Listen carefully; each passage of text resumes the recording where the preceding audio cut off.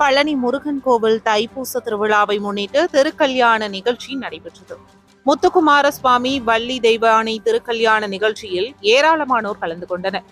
பழனி முருகன் கோவிலில் தைப்பூச திருவிழாவையொட்டி பக்தர்கள் கோலாகலமாக கொண்டாடி வருகின்றனர்.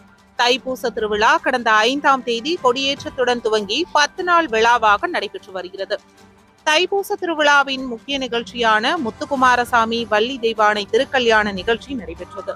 முன்னதாக பெரியநாயகி அம்மன் கோவில் வளாகத்தில் அமைக்கப்பட்டுள்ள மணமேடையில் முத்துக்குமாரசாமி வள்ளி தெய்வானைக்கு பால், பஞ்சாமிர்தம், தேன் உள்ளிட்ட பல்வேறு பொருட்களால் அபிஷேகம் செய்யப்பட்டது.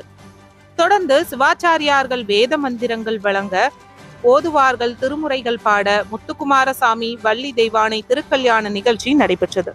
திருக்கல்யாண நிகழ்ச்சியில் ஏராளமான பக்தர்கள் கலந்து கொண்டு முருகனை தரிசனம் செய்தனர். தைப்பூச விழா தேரோட்ட நிகழ்ச்சி நாளை மாலை நடைபெற உள்ளது. தேரோட்ட நிகழ்ச்சியில் கலந்து கொள்ள தமிழகம் முழுவதும் இருந்து பக்தர்கள் பழனிக்கு வருகை தந்துள்ளனர். பக்தர்களுக்கு தேவையான அடிப்படை வசதிகளை கோவில் நிர்வாகம் செய்துள்ளது. மலைக்கோவில் பக்தர்கள் விரைவில் சுவாமி தரிசனம் செய்து வர வசதியாக 3 நாட்களுக்கு கட்டண தரிசனம் ரத்து செய்யப்பட்டுள்ளது. பக்தர்கள் கட்டணமின்றி சுவாமி தரிசனம் செய்து வருகின்றனர். மேலும் பாதுகாப்பு பணியில் 3000 போலீசார் ஈடுபடுத்தப்பட்டுள்ளனர்.